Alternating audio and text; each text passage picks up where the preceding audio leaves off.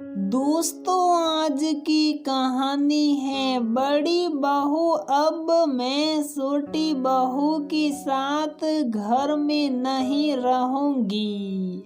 दोस्तों, कहानी शुरू करने से पहले अगर आपने हमारे चैनल को सब्सक्राइब नहीं किया है तो सब्सक्राइब कर लीजिए ताकि आपके पास पहुंचे हर नया वीडियो।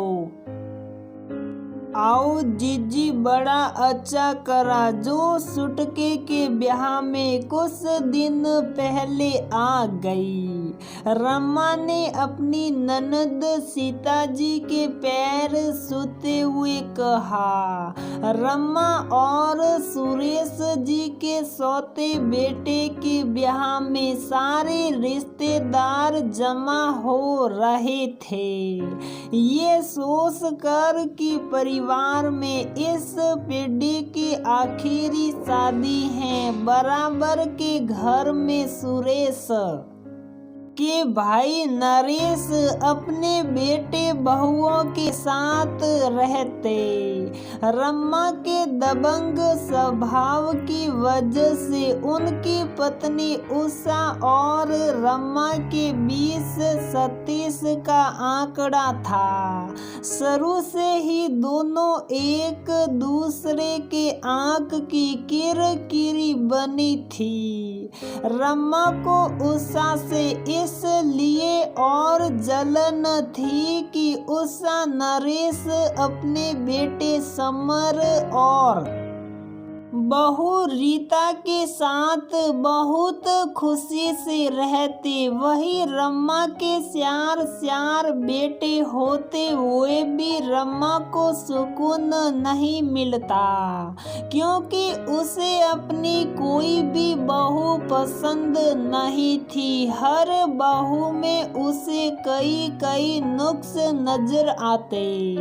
रमा के तीनों बेटे अपनी अपनी नौकरी पर अलग अलग शहरों में चले गए। रमा की बहुत अधिक दखल अंदाजी और बहुओं के साथ बुरे बर्ताव के कारण कोई बेटा हमेशा के लिए उन्हें अपने पास रखने के लिए नहीं कहता। दरअसल तीनों बेटों की शादी रमा के पति सुरेश जी ने पसंद करके की थी। सुरेश के लिए लड़की की पढ़ाई लिखाई और उसकी फैमिली ज्यादा मायने रखता, जबकि रमा का कहना था लड़कियों की पढ़ाई और फैमिली को लेकर साटोगे क्या।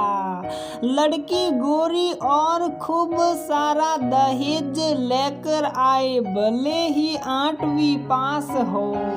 सुटके के ब्याह के लिए रमा अड़ गई कि 3 बहुएं सुरेश की पसंद की आई हैं। इस बार वह अपने पसंद की बहू लाकर रहेगी और फिर वो अपने सुटके के साथ ही रहेगी। रमा की दूर के रिश्ते की बहन की ननद की लड़की सुधा से रमा ने सुटके का ब्याह करा दिया। सुधा 10वीं फेल अपने साथ खूब सारा दहेज लेकर आई। रमा की खुशी का ठिकाना नहीं था। तीनों बहुओं ने मिलकर ब्याह का इंतजाम इतनी अच्छी तरह संभाला कि सारे रिश्तेदार देखते रह गए। उनके द्वारा की गई बहुओं की तारीफें रमा के गले के नीचे नहीं उतर रही थी। रमा की आंखों पर तो सुधा के दहेज की पट्टी बंदी थी। सबके बीच में बैठकर वह यही राग अलापती कि अभी तक एक भी बहू मेरे मन की ना आई। मैं तो ऐसी बहू साहू थी जो लाखों की भीड़ में अलग समके।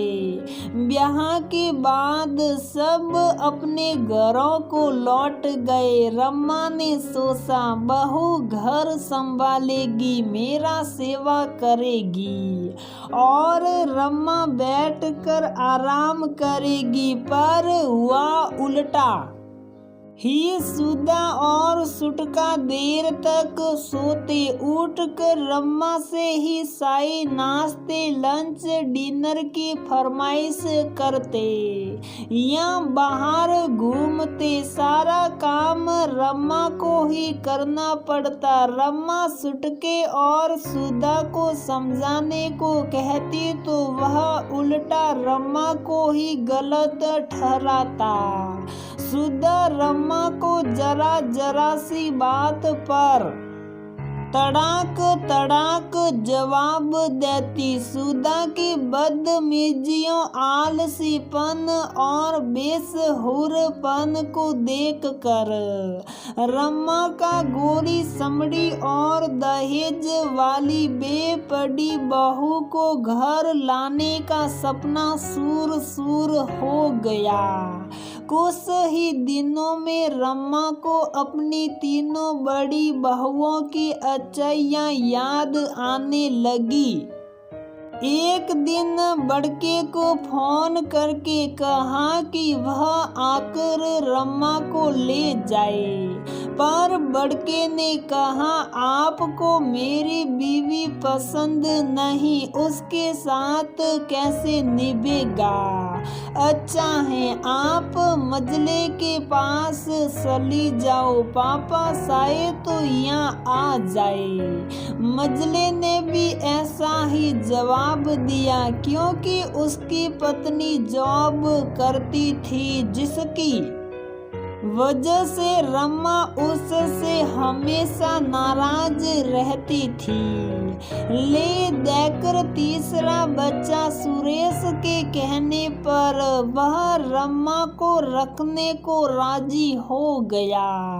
दोस्तों, कभी कभी घर के बुजुर्ग जो जवानी में दबंग रहे हो भूल जाते हैं कि बूढ़े होने पर उन्हें उन्हीं बेटे बहू की जरूरत पड़ेगी जिनको उन्होंने अपनी जवानी के दिनों में बहुत दबाया और सताया हो। तो दोस्तों, हमारी ये कहानी यहीं पर समाप्त होती है। अगर आपको हमारी ये कहानी पसंद आती है तो प्लीज़ वीडियो को लाइक करें, शेयर करें और हमारे चैनल को सब्सक्राइब जरूर करें।